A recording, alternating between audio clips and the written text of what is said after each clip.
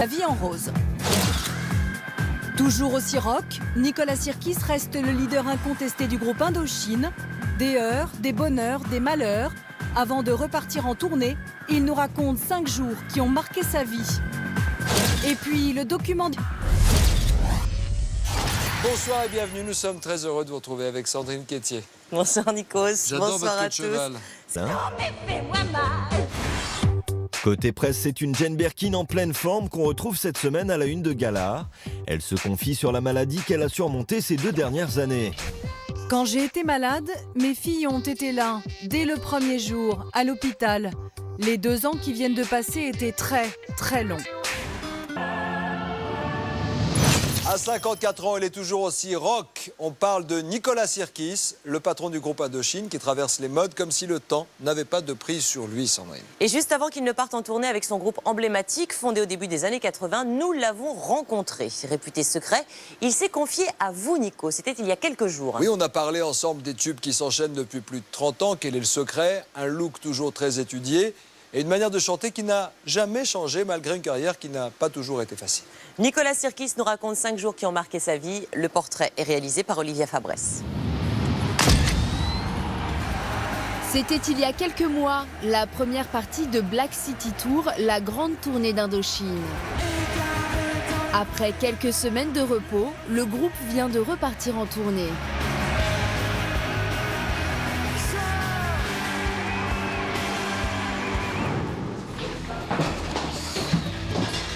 À l'heure des derniers réglages, Nicolas Sirkis nous a accueillis dans son studio.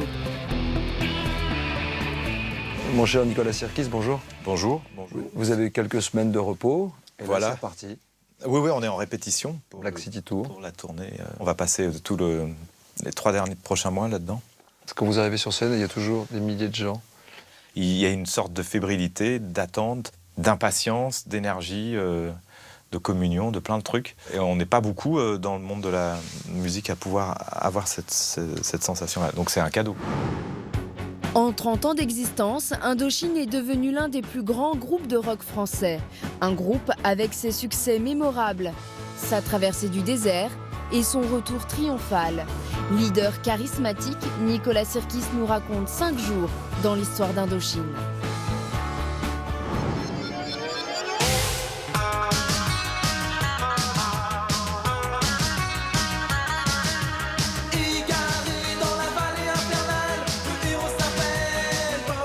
Est-ce que j'avais ma dent cassée ou pas? Parce que j'avais une dent cassée. Ah, vous aviez une dent cassée là? Et à l'époque, on n'avait pas de sous pour... Ouais, non, j'avais mis un chewing-gum. Non. Oui, ça sent. Non. Ouais. 16 octobre 1983, 4 garçons à la mèche rebelle et au look punk. Nicolas, son frère jumeau Stéphane, Dimitri et Dominique, originaires de banlieue parisienne, forment le groupe Indochine. Cette chanson va faire de des stars, 700 000 exemplaires vendus, le début d'un phénomène. Vous réalisez à ce moment-là qu'il se passe quelque chose? Franchement, on vit au jour le jour. Là, on était à 2 mois ou 3 mois d'être numéro 1 en France. Bah, ça ne me parlait pas. Quand on était numéro 1, il y avait Michael Jackson et il y avait David Bowie. C'était les 3 numéros 1 de l'été 83. Je me suis rendu compte un peu après, quand on voyait des gens de plus en plus habillés comme nous, avec les mêmes mèches.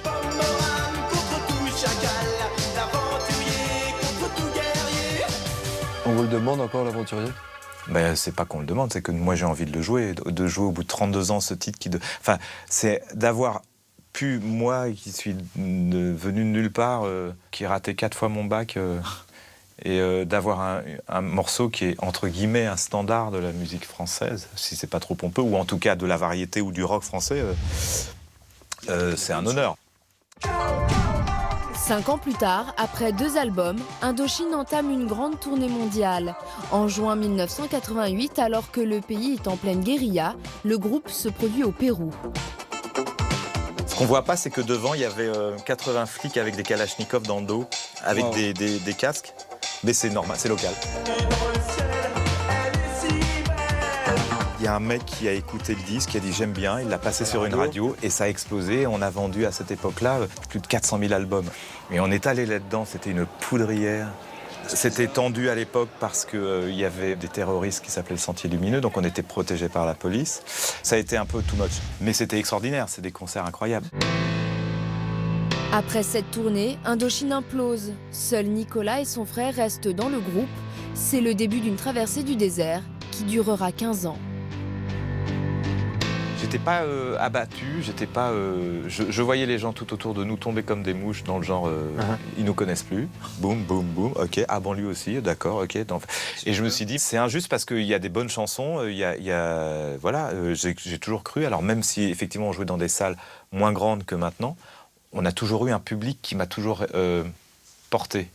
En 1999, Stéphane Sirkis décède des suites d'une hépatite fulgurante, un drame qui ne va pas empêcher Nicolas Sirkis de renouer avec le succès. Il est aujourd'hui le seul membre originel d'Indochine. J'ai demandé à la lune et le soleil ne le sait pas.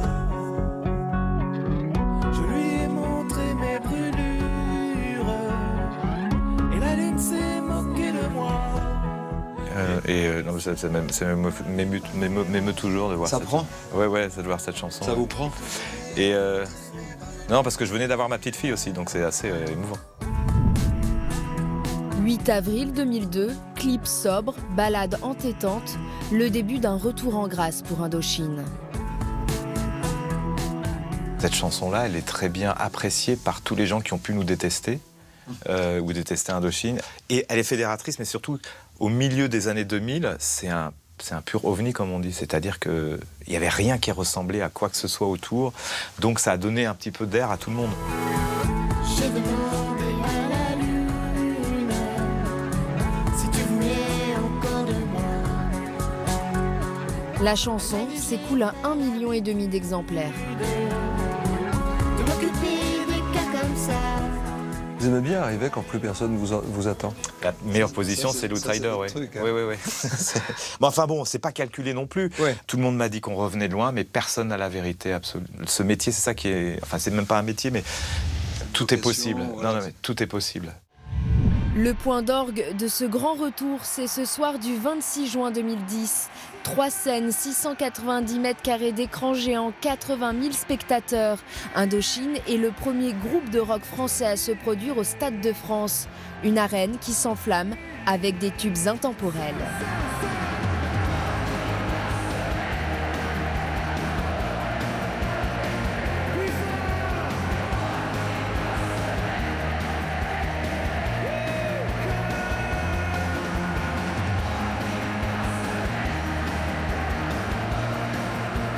Le fait de vouloir faire un stade, c'était une folie, hein. Mais le fait qu'on l'ait travaillé vraiment bien, qu'on l'a anticipé, parce que dans un stade, c'est toujours...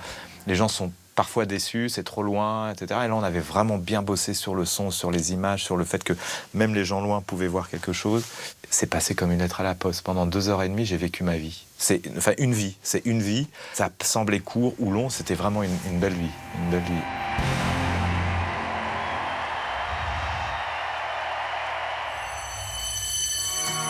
J'aime pourtant tout leur beau monde, mais leur monde ne m'aime pas, c'est comme ça.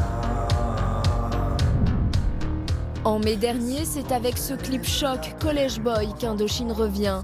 Un adolescent martyrisé par ses camarades et des scènes très violentes qui ont suscité la polémique. J'ai le droit quand tu te réveilleras. On allume LCI ou autre chose et on voit le clip d'Indochine provoque un... Qu'est-ce que c'est que ça, quoi ? Qu'est-ce qu'on a fait ? Mais c'est ultra plus violent ce qui se passe aux actualités, etc. Par contre, ce qui a été ultra bénéfique, c'est qu'effectivement, des gens nous ont écrit, nous ont remercié, des professeurs, des pédiatres, des élèves, en disant maintenant que j'ai vu ça, je peux aller à l'école la tête haute. Depuis hier, Indochine est de nouveau sur les routes pour une tournée de 3 mois avant de s'attaquer une nouvelle fois au Stade de France le 27 juin prochain. Où est-ce que je vais te prendre la bonne lumière ? Je peux voir tes mains un peu ? Juste, ça te dérange ? Ah oui, c'est vrai que tu aimes bien J'aime bien les mains.